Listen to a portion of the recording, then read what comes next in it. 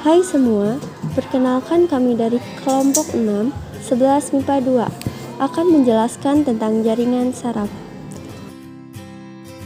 Apakah kalian tahu apa itu jaringan saraf? Jaringan saraf adalah jaringan yang berfungsi untuk menghantarkan impuls atau rangsangan.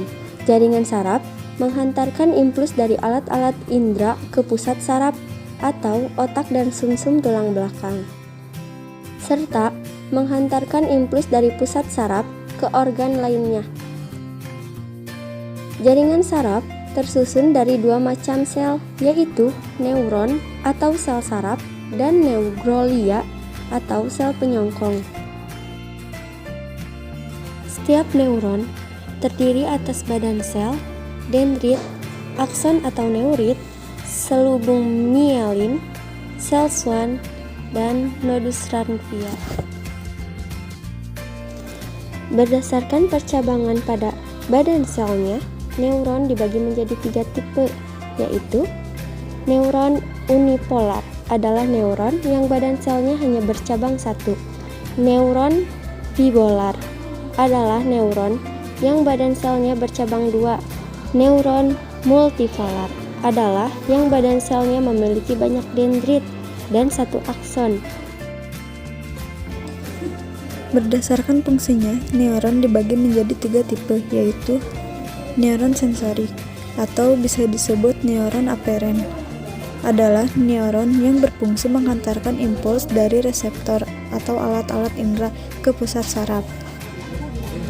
Neuron motorik atau bisa disebut neuron eferen adalah neuron yang berfungsi menghantarkan impuls dari pusat saraf ke efektor atau otot.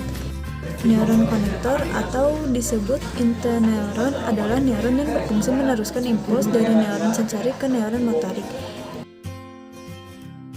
Neuroglia, sel gila. Neuroglia merupakan sel-sel yang berfungsi sebagai pendukung kerja sel saraf. Neuroglia juga membantu sel saraf agar dapat menjalankan fungsinya dengan baik. Neuroglia memiliki fungsi sebagai berikut: 1. Menyediakan nutrisi bagi sel saraf atau neuron. 2. Membentuk selubung mielin pada sel saraf. 3. Mempertahankan keseimbangan tubuh. 4. Menyatukan jaringan pada susunan saraf pusat. Berpartisipasi dalam transmisi sinyal sistem saraf. Neuroglia dapat dikelompokkan menjadi 2 kelompok, yaitu neuroglia yang mendominasi sistem saraf pusat terdiri dari 4 macam sel, yaitu mikroglia, oligoastrosit, sel ependin. Neuroglia yang mendominasi sistem saraf tepi terdiri dari sel Schwann. Sel Schwann merupakan jenis neuroglia yang mempunyai fungsi sebagai pembentuk selubung mielin sel saraf.